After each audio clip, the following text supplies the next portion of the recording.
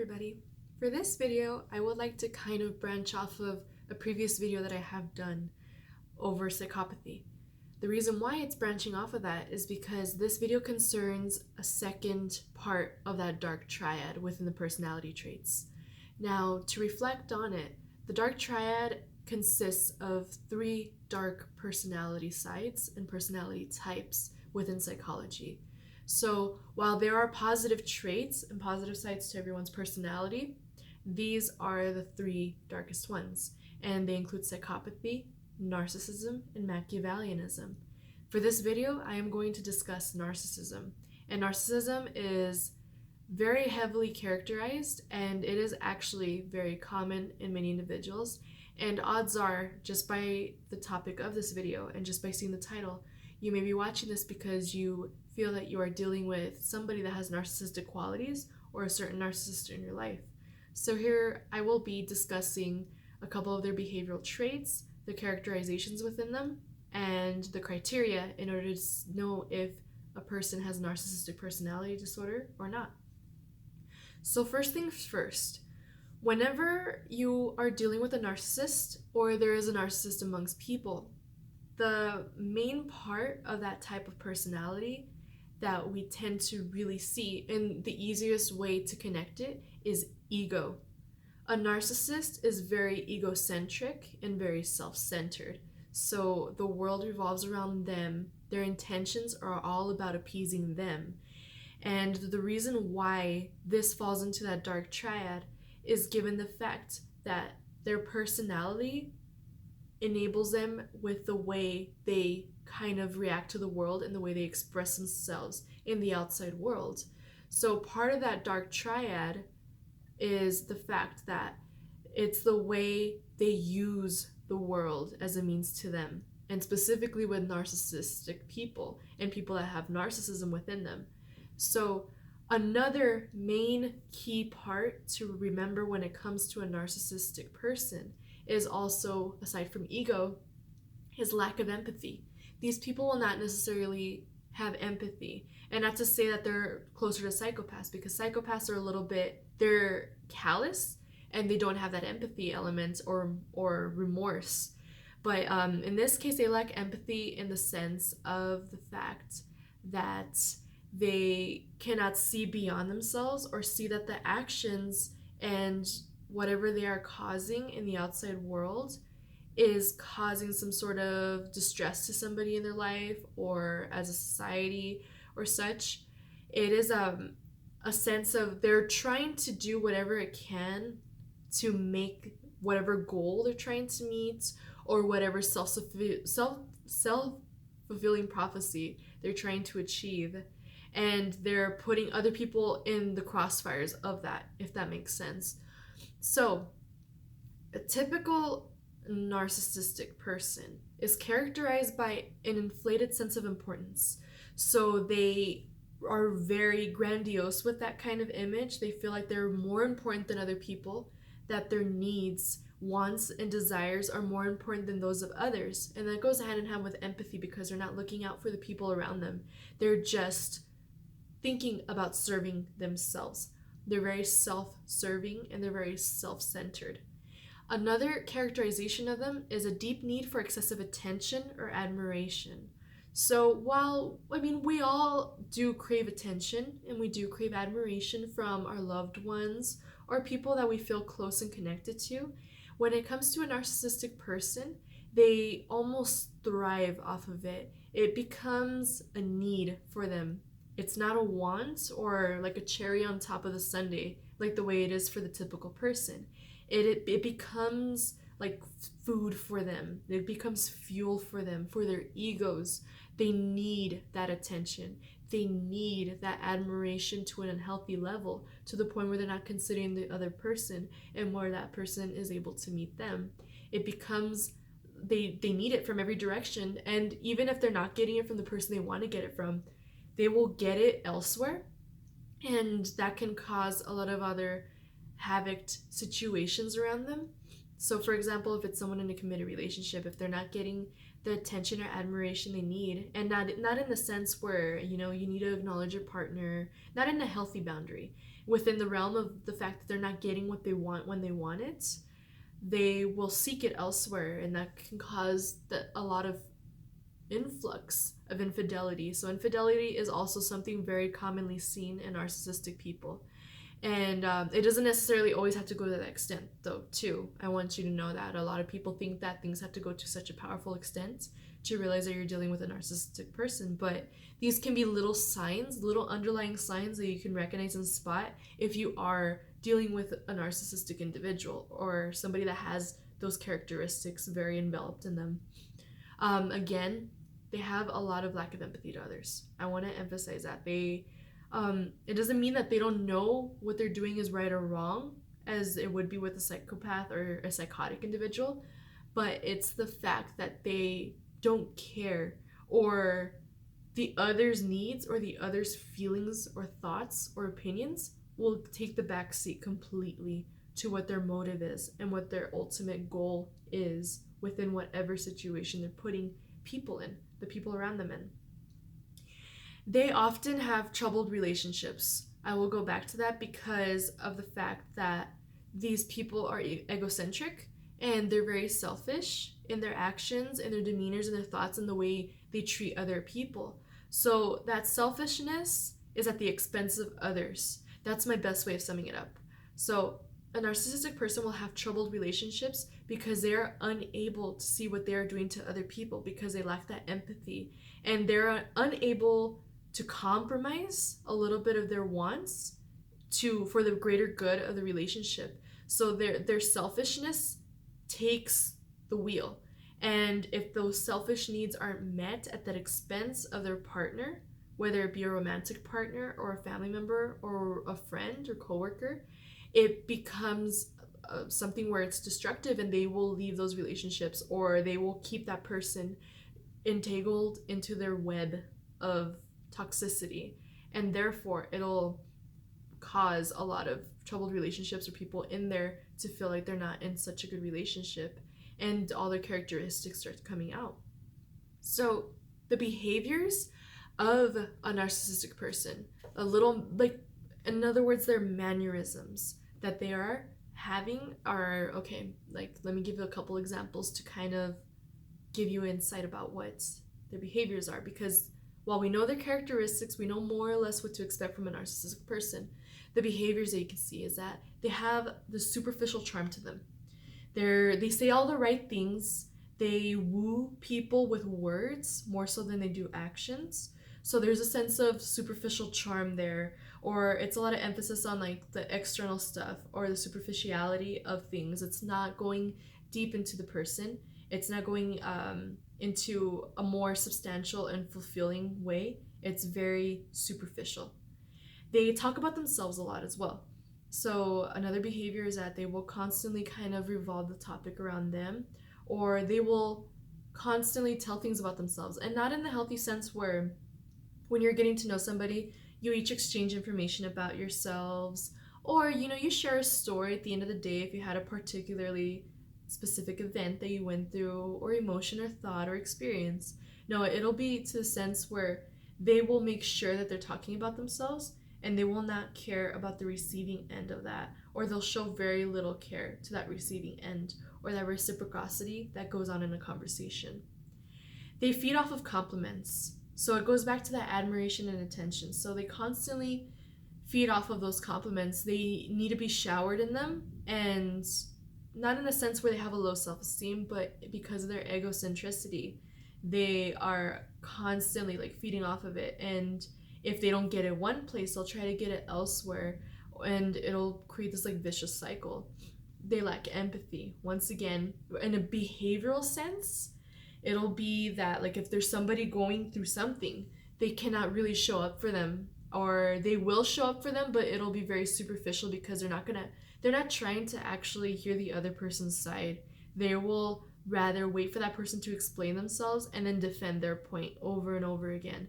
So that's a form, for example, if it's in a conversation or in a disagreement, they will constantly try to justify their actions more so than getting to hear the other person out, especially if they hurt that person. They'll just keep leaving it at that. and won't try to level with that individual or try to put themselves in their shoes. They'll just more so say it as a bandage, or they may not say anything at all in extreme cases. And it'll be in an unending cycle. There will be a lot of little situations that come up exactly like that. Another thing that not always, because there's also things to consider whenever there's they won't have any or many long-term friends.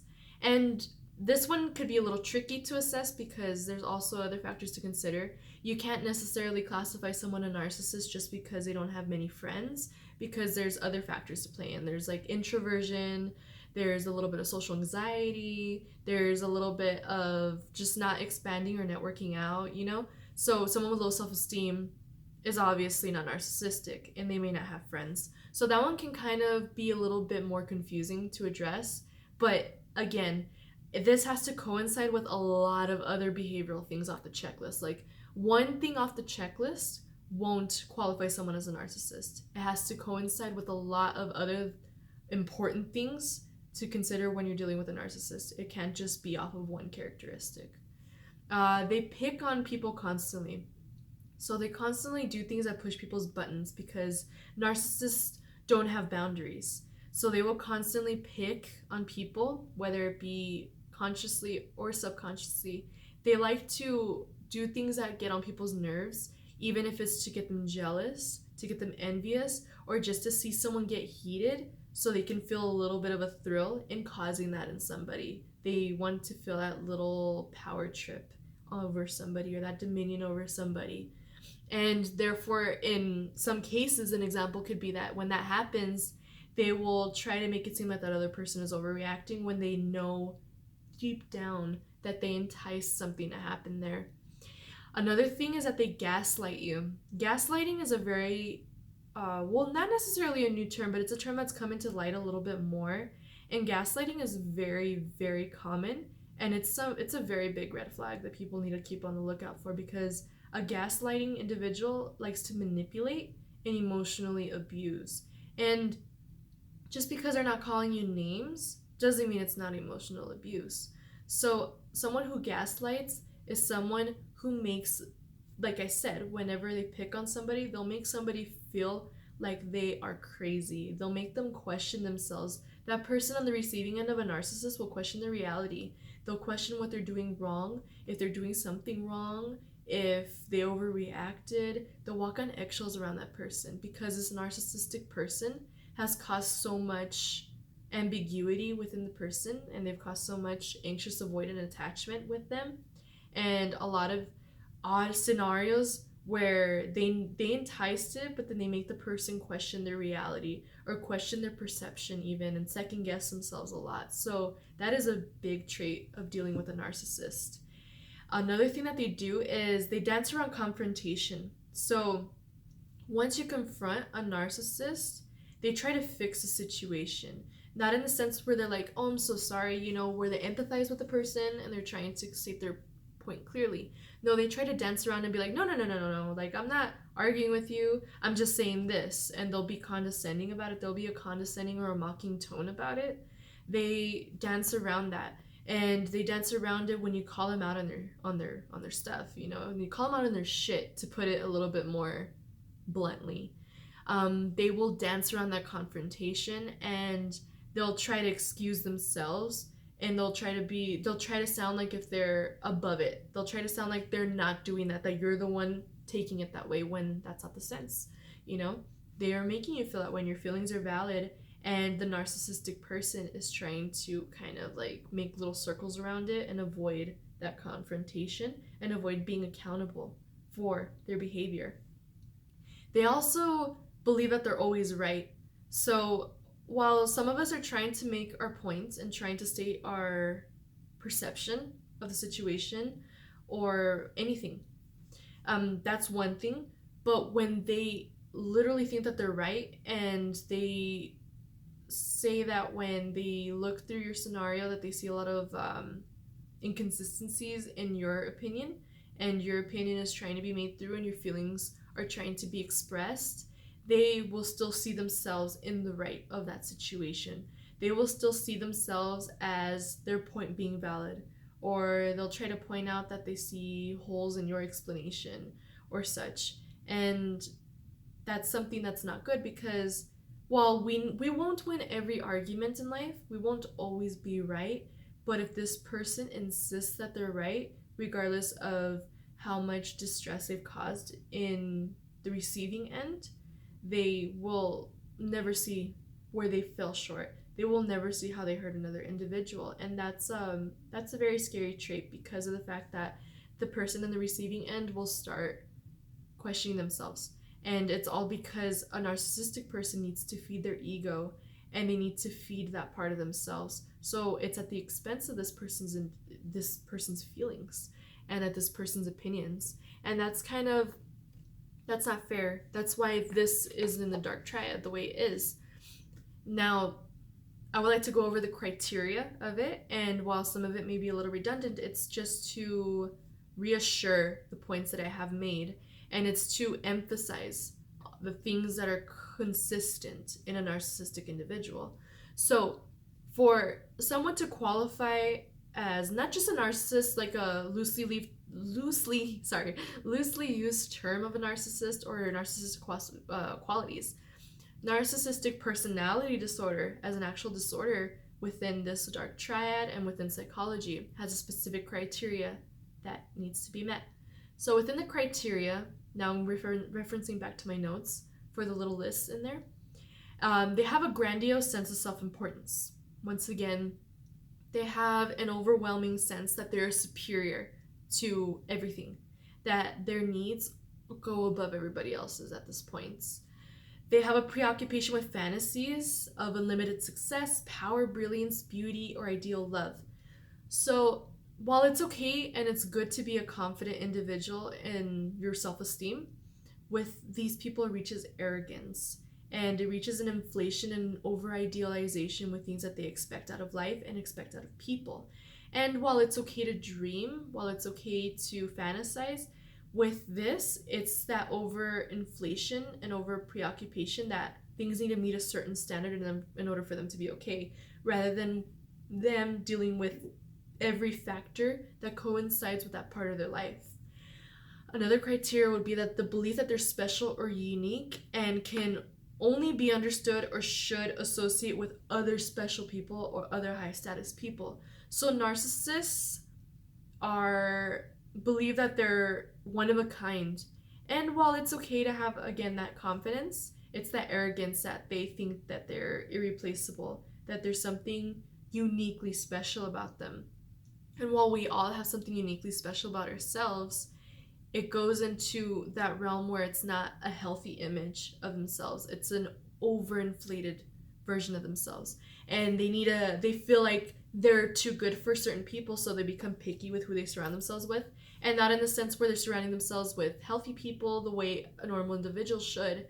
It's in the sense of it's more about status, and it's more about keeping up appearances than it is that deep connection or looking for those characteristics that are good in an individual. Another part of the criteria is a need for excessive admiration. Like, these people, to put it bluntly, need to have their asses kissed to feel important. And that's not good, because then people have to bend to their will typically, or they have to give them that fuel that their ego needs. They have a sense of entitlement as well. They feel they're entitled to people. They feel they're entitled to things. They feel they're entitled to gestures. They feel like they have a right to it all, without realizing that there are things that you need to work to do that. There are things you need to reciprocate in that. There's understanding that you need to have with other people. They have a sense of entitlement without any effort. And another thing is they have interpersonally explicitative behavior. So they're a little bit more explosive whenever it comes to them not getting things their way. So they throw fits, or they throw tantrums, or they completely even withdraw. They react in extreme ways that aren't healthy. Like, they don't just, cool down a little bit and reflect a little bit more introspectively.